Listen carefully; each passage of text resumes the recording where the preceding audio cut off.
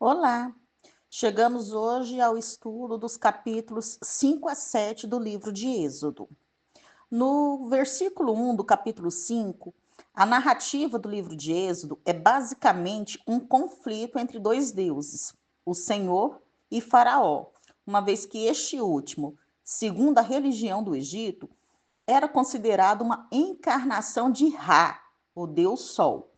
Faraó questionava o poder do Deus de Israel, afinal de contas, Faraó estava a escravizar Israel e, portanto, seria mais poderoso do que o Deus de Israel, segundo a lógica do Faraó. Grupos subservientes no Egito, eles recebiam autorização para tirar folga a fim de adorar os seus deuses. Entretanto, o modo como Moisés e Arão falaram em nome do Senhor revelou aos seus ouvintes, a Faraó e quem estava na corte, que essa mensagem era uma ordem de um superior do Faraó. No versículo 2 do capítulo 5, a pergunta do Faraó foi feita com a intenção de insultar, não foi um pedido de informação.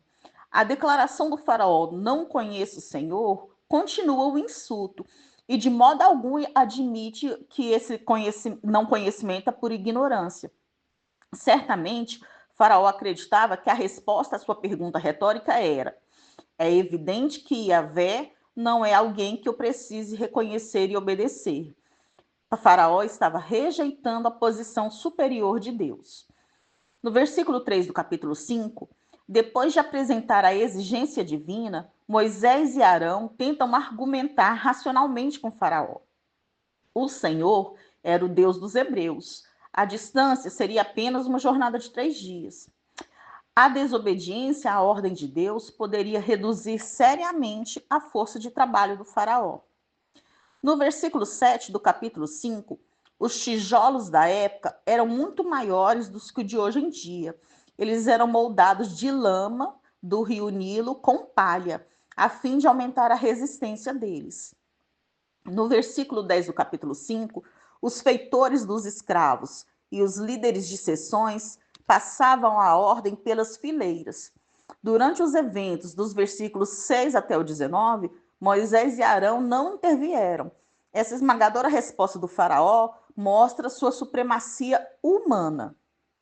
No versículo 14 do capítulo 4, a ideia era a de fazer voltar os hebreus contra si mesmos, atribuindo a eles a causa da perseguição, pois os supervisores eram egípcios, mas os oficiais, os capatazes, eles eram hebreus. Dos versículos 15 a 21 do capítulo 5, os oficiais do povo de Israel, que eram israelitas também, apelam para o faraó em busca de alívio e queixam-se diante de Moisés e Arão acerca de sua dura sorte.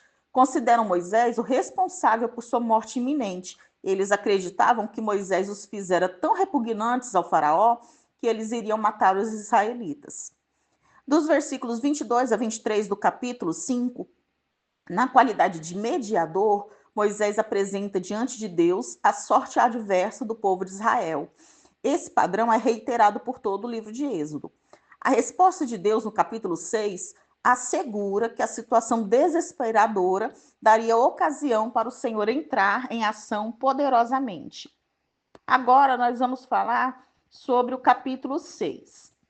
No versículo 1 do capítulo 6, o poder do Senhor mais do que prevaleceria, pois Faraó não somente deixaria irem-se os filhos de Israel, mas também os lançaria fora do Egito. Nos versículos 2 a 3 do capítulo 6, aqui Deus está fazendo distinção dos seus nomes. Ele diz que Abraão, Isaque e Jacó o conheceram como Deus Todo-Poderoso, que em hebraico é El Shaddai. A Moisés e Arão, ele se apresentou como eu sou, Ele se apresentou como Yahvé. Yahvé é um nome pessoal, usado nas relações de Deus com a humanidade, sobre sua revelação e sua graça. Enquanto El Shaddai é um nome que remete ao poder e autoridade de Deus, aponta para o Criador dos céus e da terra. No versículo 5 do capítulo 6, esse versículo revela a misericórdia de Deus para com a humanidade e emprega mais uma vez a palavra aliança. Em algumas Bíblias aparece como pacto, que é o conjunto das promessas imutáveis de Deus. Dos versículos 6 a 8 do capítulo 6, estes versículos ressaltam que Israel estava desamparado, escravizado por um poderio que os israelitas não tinham a mínima esperança de subjugar. Somente poderiam ser libertos pelo Senhor seu Deus. A mensagem de Deus para os israelitas coloca ênfase em sua identidade. Eu sou o Senhor. Libertar Israel do Egito será parte de um relacionamento permanente entre o Senhor e os israelitas. Tanto o Senhor como os israelitas serão conhecidos por aquilo que o Senhor vai fazer. Dos versículos 9 a 13 do capítulo 6, Deus renovou aqui a sua exigência de que Israel fosse libertado. O desencorajamento de Israel e de Moisés mostram-nos que o livramento teria que ser obra de Deus do princípio ao fim. Apesar da promessa renovada de Deus, o povo de Israel não queria ouvir, e o próprio Moisés teve dificuldades em acreditar que sua missão lograria bom êxito. Dos versículos 16 a 27 do capítulo 6, é uma sessão de transição. Moisés e Arão são formalmente identificados, e a história do trabalho deles é passada em revista e reiniciada, como preparação para a descrição das 10 pragas. A identificação formal é realizada através de uma genealogia que começou por Rúben, filho mais velho de Israel, e então passa para Simeão, seu segundo filho, e finalmente chega a Levi. A genealogia de Levi estabeleceu o elo com Moisés e Arão. Entre os levitas, Anrão foi selecionado, né? Porque Anrão é o pai de Arão e Moisés.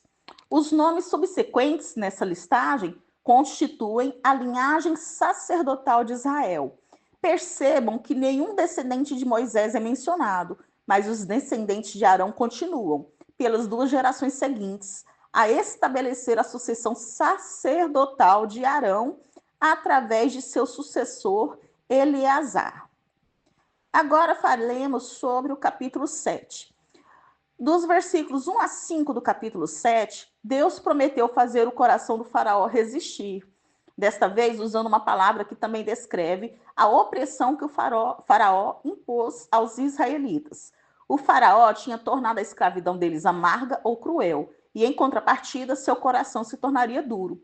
Deste modo, quando os israelitas deixassem o Egito, ficaria claro que não era por causa da persuasão de Moisés ou da sábia liderança do faraó. No versículo 12 do capítulo 7, as varas dos magos também se transformaram em serpentes, por atuação maligna. O Egito estava repleto de magia, ocultismo, espiritismo e feitiçaria. Nisto consistia a religião egípcia. O Deus de Israel, no entanto, ao fazer com que a vara de Arão tragasse as varas deles, mostrou que o seu poder era maior do que o poder dos deuses do Egito. Nos versículos 19 a 20 do capítulo 7, todas as águas naturais do Egito estavam envolvidas, incluindo os braços naturais do Nilo, os canais de irrigação e as poças formadas pela enchente do rio. O rio Nilo, a fonte da vida agrícola do Egito, era reverenciado como uma divindade.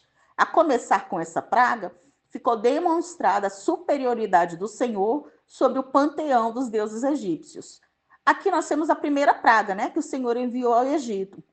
As 10 pragas do Egito tinham vários propósitos. Em primeiro lugar, eram sinais e maravilhas para demonstrar ao Egito, bem como a Israel, que o Senhor é Deus sobre todos os deuses e seres humanos, e para exaltar o nome de Deus em toda a terra.